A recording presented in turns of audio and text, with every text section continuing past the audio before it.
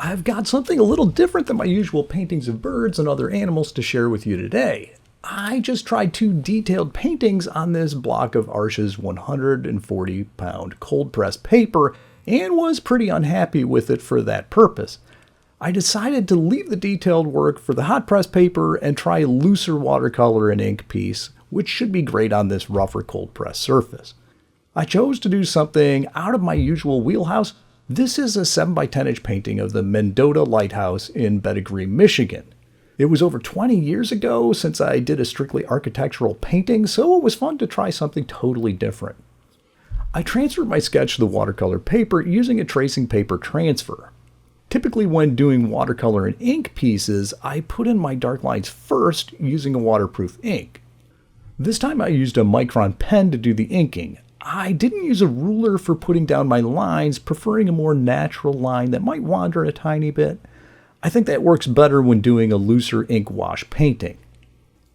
I typically use a crowquill pen and waterproof ink because I can control the line width by altering the pressure that I put on the nib. On this bumpy paper, it would be hard to control the thickness, so I chose to use the micron pen, which doesn't vary its line weight at all, and just would double up or triple up some of the lines where I wanted things thicker. When doing these, I treat the ink work differently than if I were doing only a pen and ink piece of art. On those, I'd bring in a lot more blacks, vary the line weight more, and do a ton of hatching and descriptive line work.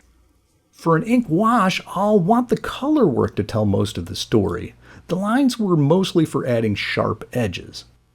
The areas of color were pretty easy to control on this painting, so I didn't need to use any frisket to mask objects off. Once the basics were inked, I erased my pencil lines and started mixing up my main colors. My lightest sky color was straight cerulean blue, and I had a darker sky color made with ultramarine blue and a touch of dioxazine violet. For gradients, I always plan my washes so the darkest colors end up at the bottom of the page. This way gravity works to my advantage. In this case, I flipped the paper and used a block of wood to tilt my page. I pre-wet my sky area so the water would carry the pigments around, mixing them on the page. I want the paper to have an even shine with no dry spots or puddles. I put in my lighter cerulean blues close to the horizon, switching to the ultramarine blue and dioxazine mix closer to the bottom, allowing them to mix on the page.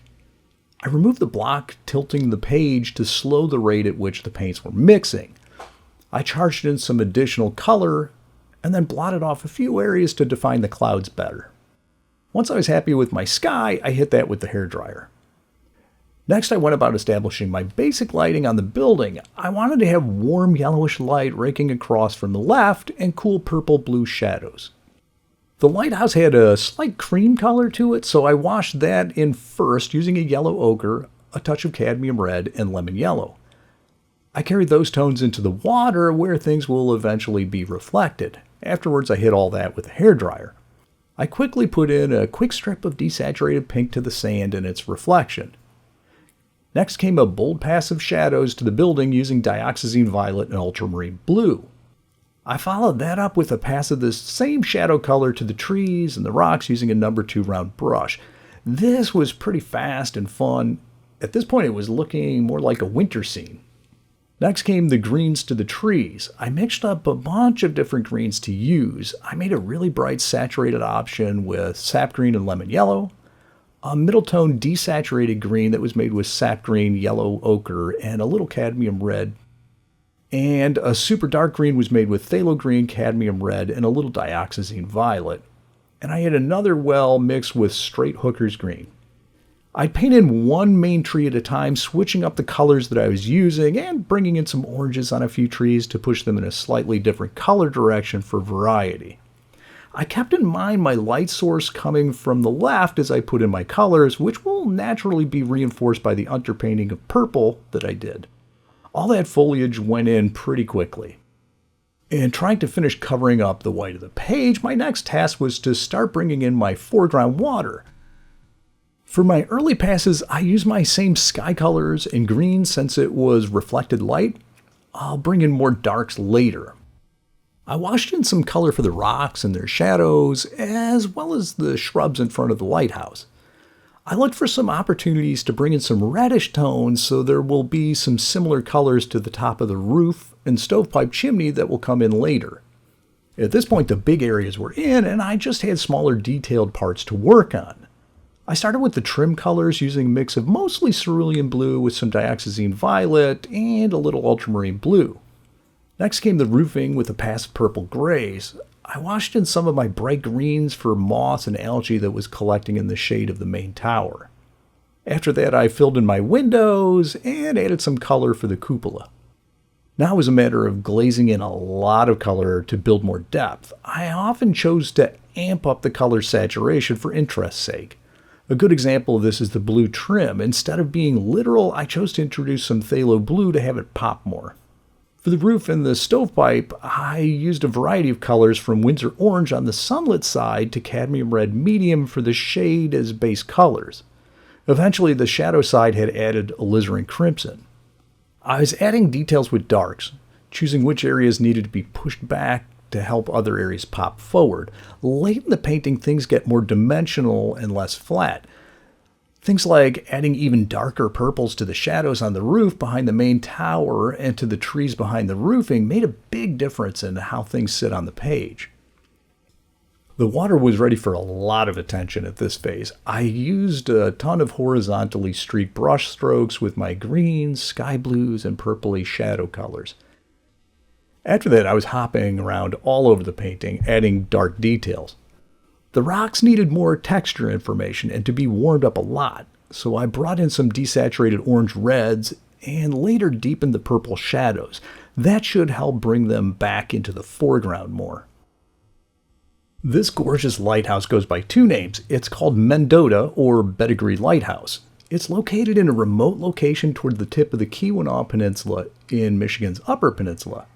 That's almost a 9-hour drive from Lansing, where I am in central Michigan. My wife and I were there only once about 25 years ago, so this painting is how it appeared in my photos. Currently, it's a darker cream color with dark green trim. At the time of our visit, it was only accessible by boat and was and still is privately owned. The building has its original Fresnel lens, which is great. Many get removed. I always think they look kind of lame when they take out the light at the top. Those always look small from the ground, but when you're up next to them, you realize just how big they are. My wife and I have seen dozens of the 129 Michigan lighthouses over the years. I think this is in my top 3 state favorites. Surprising to many, Michigan has more lighthouses than any other state. Many of them are in great birding locations. I brought in a passive phthalo blue to the water to have a unifying water tone. I made the mistake of inking in the shadow of the railing onto the roof. That was looking a bit too bold to my eye. I ended up washing in some extra shadow to ease into that dark ink, and that definitely helped with the abrupt transition. From here out, I was mostly working on the water, bringing in layer upon layer of streaky horizontal brush strokes. A lot of ultramarine blue and some purples went in for the really dark colors. I kept the strokes thin and short in the distance and fat and longer in the foreground so the perspective looked right. After some final picking around, I inked in a few additional shadows on the windows, signed the painting, and called it finished. This was a great change of pace. I think that I finally found what I can use this Arches cold press paper for. Rather than trying to force it into doing detailed work, which it seemed to resent, I'll use the paper for looser ink and watercolor wash paintings. It was fun to stretch out and do some architecture after almost 20 years. Well, thanks so much for taking the time to watch this 7x10 inch watercolor and ink take shape.